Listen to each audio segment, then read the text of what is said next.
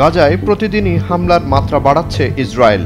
গণমাধ্যম প্রবেশে নিষেধাজ্ঞা এবং সাংবাদিক হত্যার কারণে ফিলিস্তিনের গাজায় দখলদারদের আগ্রাসনের খবর আসছে না সেভাবে। তাই একমাত্র ভরসা বিশ্বস্ত সামাজিক মাধ্যম। প্রতিদিনই খবর পাওয়া যায় ইসরায়েলি নৃশংসতার।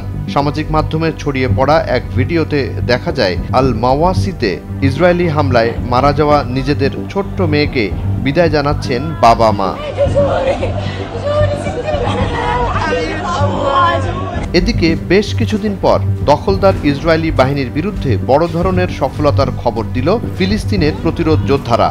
গাজার বেইত হানুনের উত্তর দিকে চালানো এক অভিযানের ভিডিও প্রকাশ করে।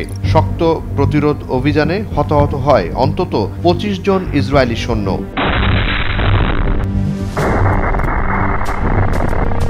এদিকে গাজায় যুদ্ধবিরতি নিয়ে মন্তব্য করেছেন ইসরায়েল ও প্রতিরোধ যোদ্ধাদের মধ্যস্থতাকারী কাতারের পররাষ্ট্র মন্ত্রণালয়ের মুখপাত্র মাজিদ আল আনসারি। তিনি বলেন, বল এখন ইসরায়েলের কোর্টে এবং মনে হচ্ছে তেল আবিব কোনো যুদ্ধবিরতি চুক্তিতে পৌঁছাতে চায় না। 26 আগস্ট মঙ্গলবার আল জাজিরাকে দেয়া বক্তব্য সম্পর্কে ইরানের বার্তা সংস্থা ইরনা এমন তথ্য জানায়, যেখানে মজিদ আল আনসারি বলেন, গাজা যুদ্ধ শেষ না হওয়া পর্যন্ত আমরা আমাদের প্রচেষ্টায় প্রতিশ্রুতিবদ্ধ এবং এ ব্যাপারে সমস্ত প্রচেষ্টাকে আমরা স্বাগত জানাই। এ সময় তিনি জোর দিয়ে বলেন, ইসরায়েল কোনো পরিকল্পনার প্রতি সাড়া দিতে চায় না এবং আমরা আন্তর্জাতিক সম্প্রদায়কে ইসরায়েলের উপর চাপ প্রয়োগের আহ্বান জানাই। কাতারের পররাষ্ট্র মন্ত্রণালয়ের মুখপাত্র আরও বলেন, মিশর কিংবা কাতারের কোথায় আলোচনা হচ্ছে তা গুরুত্বপূর্ণ নয়, বরং প্রতিরোধ যোদ্ধারা যেটাতে সম্মত হবে এবং ইসরায়েলও যা করতে সম্মত হবে সেটাই গুরুত্বপূর্ণ।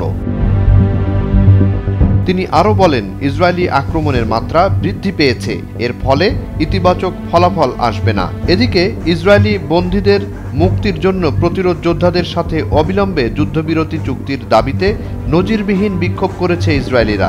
নিজেদের সরকারের বিরুদ্ধে তেল আবিবের রাস্তায় নেমে আসে হাজার হাজার ইসরায়েলি বিক্ষোভকারী।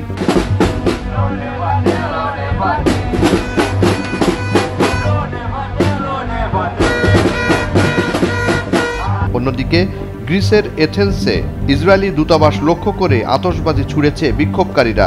গাজায় গণহত্যামূলক যুদ্ধ অব্যাহত রাখার প্রতিবাদে বিক্ষোভ চলাকালে এথেন্সে ইসরায়েলি দূতাবাস লক্ষ্য করে আতশবাজি নিক্ষেপ করে তারা।